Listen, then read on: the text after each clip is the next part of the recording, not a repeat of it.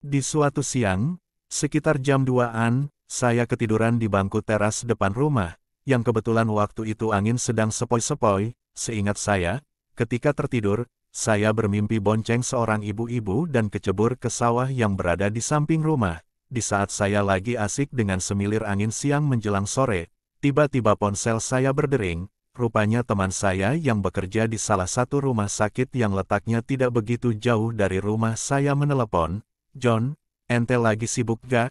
Kalau lagi gak sibuk, tolong bawain ambulan dong, nganter pasien dan keluarganya ke Cikangkung, ujung genteng. Pasiennya sih sudah sembuh total tapi gak bisa jalan cuma tiduran doang.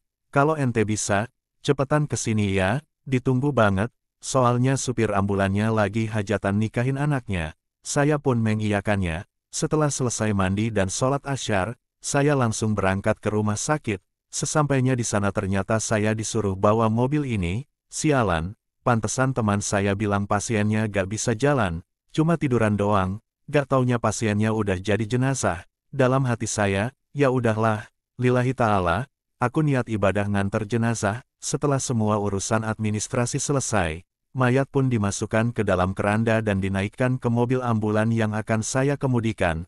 Saya pun menghidupkan mesin mobil mewah tersebut. Tidak lama kemudian semua penumpang sudah pada naik. Kami siap berangkat. Jam 7 malam saya berangkat dari rumah sakit.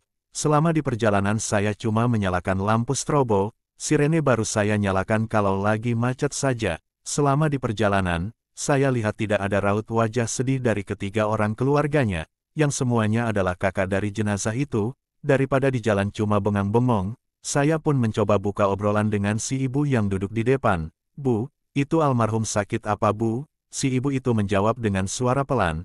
"Bukan sakit Mas, dia meninggal karena kecelakaan. Katanya lagi mabuk bawa motor ngebut terus nabrak belakang truk yang lagi mogok. Mending begitu deh, dia hidup juga buat apa, gak berguna. Kerjaannya kalau siang tidur, malam keluyuran, judi, mabok-mabokan, main perempuan, pokoknya gak beres lah. Malahan suami saya pernah mau dibunuh sama dia, kakak ipar saya juga pernah digebukin sama dia, mertua sakit-sakitan sampai meninggal itu juga gara-gara mikirin kelakuannya.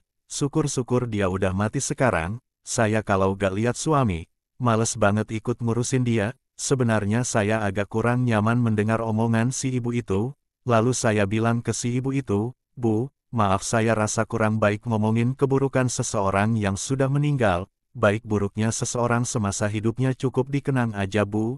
Ibu itu pun menjawab, "Oh iya Mas maaf." Dalam hati saya, mending saya bengong aja deh daripada dengerin cerita kejelekan orang yang sudah meninggal. Gak baik ngomongin keburukan seseorang yang sudah meninggal, masih hidup aja gak bagus kalau yang diomongin kejelekannya doang apalagi yang sudah meninggal. Setelah beberapa jam perjalanan, kami pun sampai di lokasi. Jenazah pun segera diturunkan. Saya lihat di kain kafannya ada banyak bercak darah di kepalanya. Setelah semuanya selesai, keranda dinaikkan lagi ke mobil ambulan. Lalu saya pamit pulang.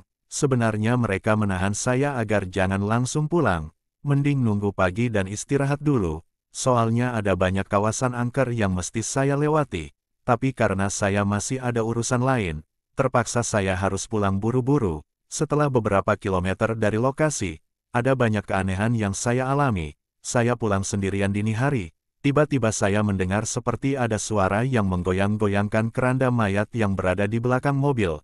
Saat itu pikiran saya mungkin jalanan yang saya lewati agak rusak. Tapi begitu saya masuk ke jalan raya keanehan semakin terasa. Pundak saya serasa ada yang menepuk. Telinga saya mendengar di belakang seperti ada suara yang menangis. Keranda mayat seperti ada yang membanting. Sekilas saya lihat di kaca spion, keranda itu ngangkat sendiri lalu dibanting. Karena penasaran, saya pun berhenti dan menoleh ke belakang. Samar-samar saya melihat satu sosok yang sedang duduk di pojok. Wajahnya hancur, bola matanya keluar sebelah dan darahnya mengucur terus. Astagfirullahaladzim, saat itu saya hanya bisa duduk terpaku dan memejamkan mata sambil berdoa. Selang beberapa saat kemudian, entah saya tertidur atau pingsan, sampai jam 5:30, saya dibangunkan oleh sopir travel bersama beberapa penumpangnya. Kebetulan di mobil travel tersebut ada seorang Pak Haji. Rupanya mobil travel tersebut jalannya terhalang oleh keranda yang lempar keluar dari mobil saya. Singkat cerita saya pun menceritakan apa yang saya alami. Kemudian sang supir travel memberikan saya sebotol air minum sambil berkata, "Sekarang itu keranda sudah dinaikkan lagi ke mobil sama Pak Haji, dibantu oleh penumpang lainnya, dan sudah disempurnakan, sekarang kita bareng saja jalannya. Itu kopi buat ngopi di jalan sama rokoknya, barusan ada yang ngasih dari penumpang saya, ayo kita berangkat." Saya ngikutin di belakang, saya berterima kasih sama mereka dan mereka cuma ternganga melihat saya. Saya langsung berangkat pulang. Supir travel mengikuti saya dari belakang sampai Bojong Lopang. Saya belok ke arah Sukabumi, sedangkan travel itu lurus ke arah Pelabuhan Ratu. Saya klakson sambil teriak, "Hatur nuhun Pak." Dia pun membalas klakson saya. Akhirnya saya sampai di rumah sakit sekitar jam 11 siang.